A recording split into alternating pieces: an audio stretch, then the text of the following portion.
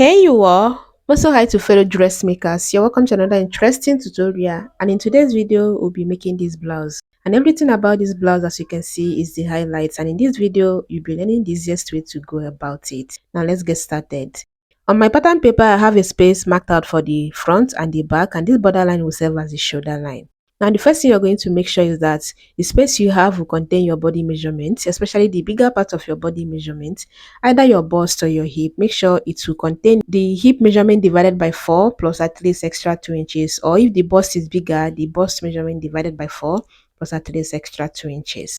Now from that shoulder line, you're going to measure from the shoulder to the bust point line, from shoulder to the under bust, from shoulder to the waistline, from shoulder to the blouse length. What I have here marked out is from shoulder to the waistline and from shoulder to the blouse length. And now you see me marking from shoulder to the bust point line and from shoulder to the under bust line.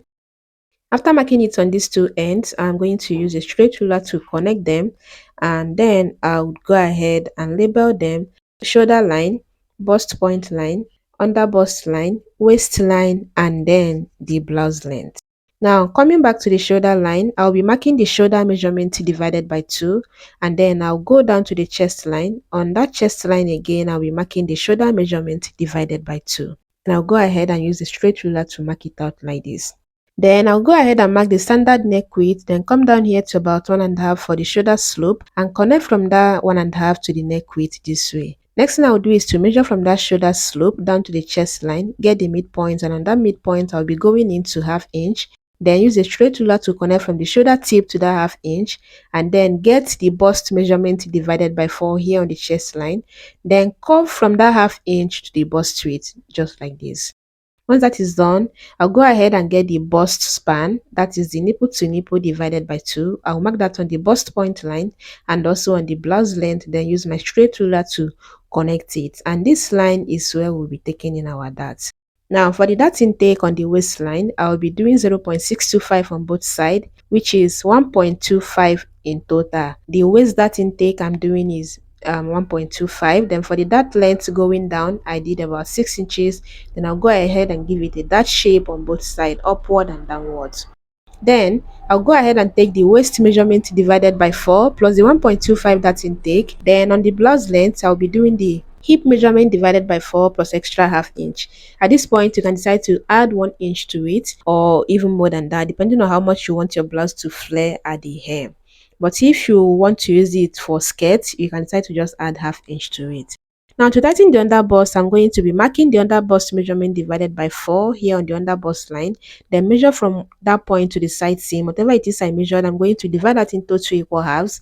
Then mark it from the existing dart legs I already have on the under bust line. Then I'll go ahead and extend the under bust tightening to the waist dart and curve from that under bust tightening on both sides to the bust point line, just this exact way you can see me do it. Once you are done with this now, the next thing we'll be doing is to come down here to 1.5 for the bust dart. That is a bust dart value here. Then I'm going to just shape it this way.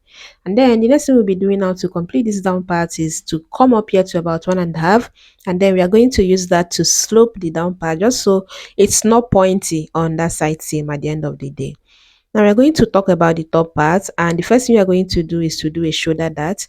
To do that, you're going to get the midpoint of the shoulder slope from the shoulder tip to the neck width. Get the midpoint, then you're going to connect it to the bust span on the bust point line. Now since my bust dart is 1.5, I'll be doing a shoulder dart of 0.75. If your bust dart is 2 inches, you're doing 1 inch on the shoulder, and if your bust dart is 1 inch, you're doing 1/2 inch, just like that. But mine is 1.5 and I did 0.75. At this point, you're supposed to replace this 0.75, but I forgot. But I still remember before we finish the pattern. But for now, let's take care of the back before we go back to the front pattern.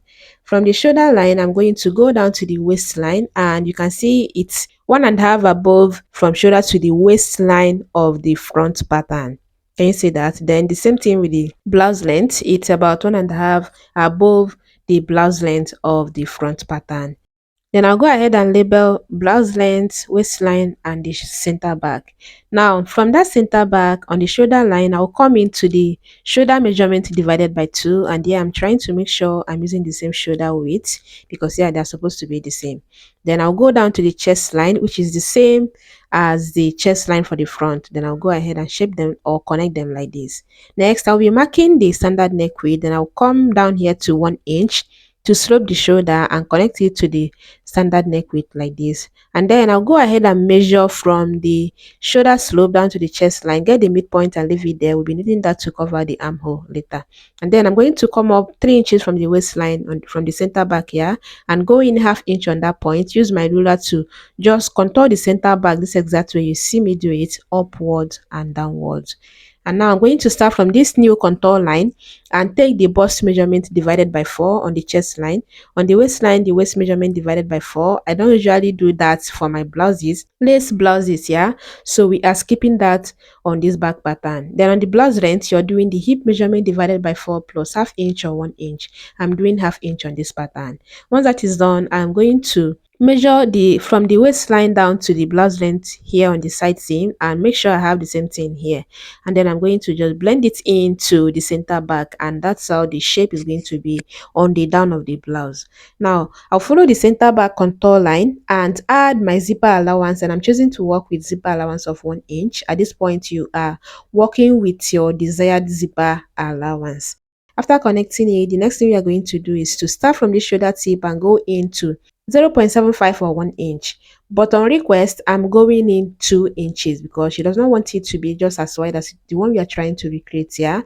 Then for the neck depth, I will be using about 4.5 as the neck depth. Then I'll go ahead and connect it to the 2 inches I came in from the shoulder tip. If you measure from that point now to the center back, whatever it is you have, that is your neck width here. But you are coming in 0.75 or 1 inch from that shoulder tip instead of the 2 inches I did here. Give it a good round neckline shape like this, and I say that you're coming in 1 inch or 0.75 from the shoulder tip. I'm mentioning this now so that you don't do it like this and say I told you to do that. This is on request. This is how she wants it. She does not want it to be just as wide as the one we are trying to recreate. Yeah, so we are going to cut this out, and then before cutting it out, I would cover the armhole from the bust width to that midpoint we got earlier. Then I'll go ahead and cut the rest of the pattern, and it's looking like this. Now, to cut the front, the first thing we are going to do is to close the bust dart and this dart we have on the shoulder. You open up your waist dart, slash the dart you have on the shoulder, place it on the other one, and then tape it down. But I use my liquid glue, yeah. And then you go ahead and blend in the shoulder slope. Now measure from the shoulder tip down to where you want your princess seam to be, yeah. And then you're going to place your curve this exact way and curve it to the bust span on the bust point line. You see that up to this point, I still have not replaced that we have on the shoulder. But what I'm doing here is starting from the shoulder tip and coming into 2 inches, since that is what we are working with as the neck width here. Then for the neck depth, you're going to go down to 6 inches. If you're on average size, yeah, go down 6 inches. Here, I did about 5 inches. Yeah, I did about 5 inches here, but you are doing 6 inches and above so that it will be just as low as you would want it. Yeah, just make sure it's not getting to your bust point line. But at this point, this neckline is for the lace. We'll still be doing the one that will be coming with the underlining. Do you understand? So I'm taking my time to give it a good neckline shape, yeah. And whenever you make a neckline that is wide and also deep as this, you must tighten it. You must do a gaping dart so that it will balance well on the neckline. And it was while doing this that I realized that I did not replace that dart we have on the shoulder. Thank God I remembered. So what I'll do now is to start from this shoulder tip here and go out to that same 0.75 we used as the dart. Then on that point, I'm going to make sure I have my 1.5 shoulder slope. And now I will use my ruler to connect it back to the standard neck width, just like this. Then connect from here to here, yeah, just this exact way you see me do it. And come from that point now to the bust width. Can you see what you are doing? You must do this so that you don't have shortage of your pattern or your measurements.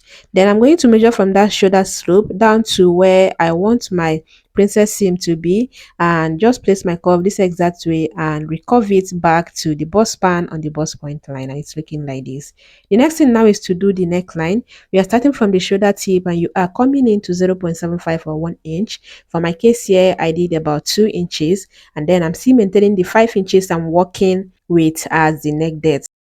Now I'll place my curve like this, then go ahead and give it a round neckline curve. And after doing this, now we'll still go ahead and do the gaping dart.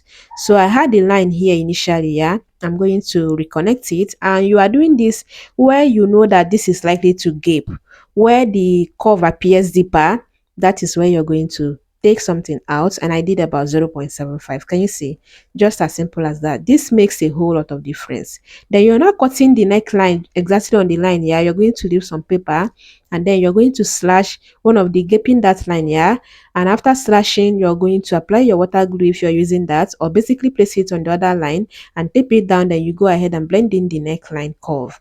Then for the bust that, you are opening it up like this, and then you're going to place it on the bust point line, tape it down. But I already have my water glue there, so I'll just go ahead and press it and then blend in the side seam line. And then of course we go ahead and cut the rest of the pattern, and it's looking like this.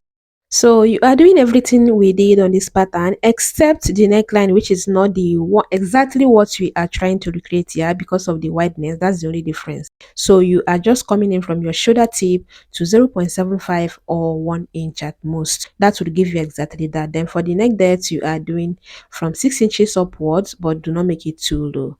After cutting your pattern, you are going to match it up on the side seam just to make sure that they are the same, yeah. And then you mark how much you're going to cut each pattern. Now this is the lace I use, and I have just 1 yard of this here. So what I'm going to do is to just fold it in a way that it will contain my pattern. Then I'll go ahead and place the pattern on it like this, then go ahead and cut, adding my stitching allowance and the side seam allowance effectively, just like this. So this is what I have. I have 2 pieces of the side front, 1 piece of the center front because we cut that on fold, yeah. And then the back, we have 2 pieces of that. I'm going to take out the pattern so that we modify it for the other neckline. Now to do that, yeah, what you're going to do is to measure from this point down to 1.5 or 2 inches, depending on how low the neckline of your lace is. It depends on how much you're doing here, but since mine is quite high, I am doing a distance of 3 inches. So following the neckline outline, I just mark 3 inches, and you see how I connected that. Can you see that? Just connect it to the part where your princess seam starts, whatever it is you are doing at the end of the day. Then coming back, I'm also going to start here and come down to 3 inches, since that is what we are working with. Then I'm going to measure from that shoulder tip downward like this on the front. Whatever it is I measure there, I'm going to mark the same thing on this back, and that's pretty much about it. That's how you're going to go about the second neckline.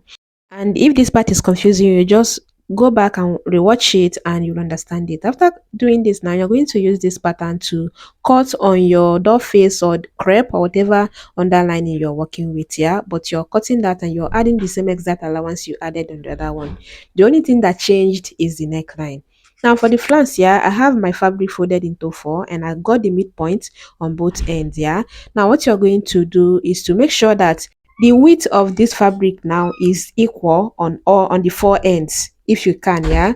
Then you're going to mark a round shape on that midpoint. Then you're going to follow that and add your flounce width. Do you understand? Now I did about 4 inches here, but I recommend that you do 3.5 so that it will give you, depending on how much fabric you folded anyway, so that it will give you more flounce length, and you have more for your sleeve. It will look fuller for your sleeve. But you see what I have left here on my fabric, and that's what I'm using here. I use the whole 2 yards for both the lining and this flounce. 2 yards of mirror face, that's what I use.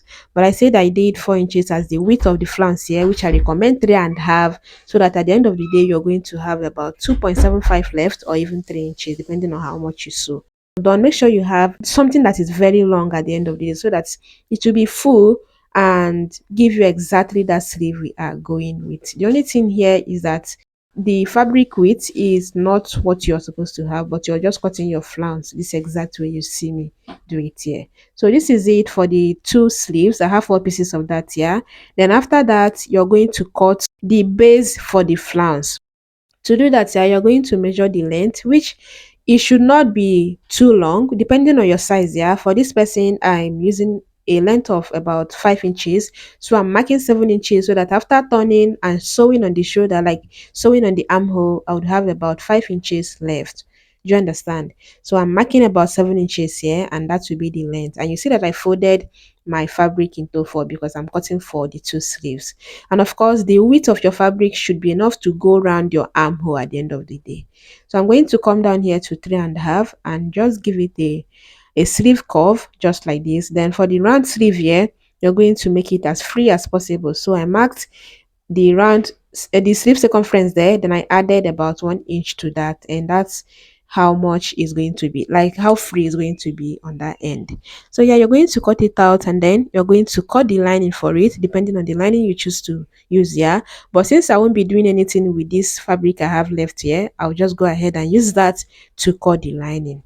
Just two pieces of that, so that one for each sleeve. And then you're going to cut the lining for every other part. You need to cut the lining, and then in the next tutorial I'll be showing you how to put all of them together. And I hope I see you on that one, because that is where all the magic happens.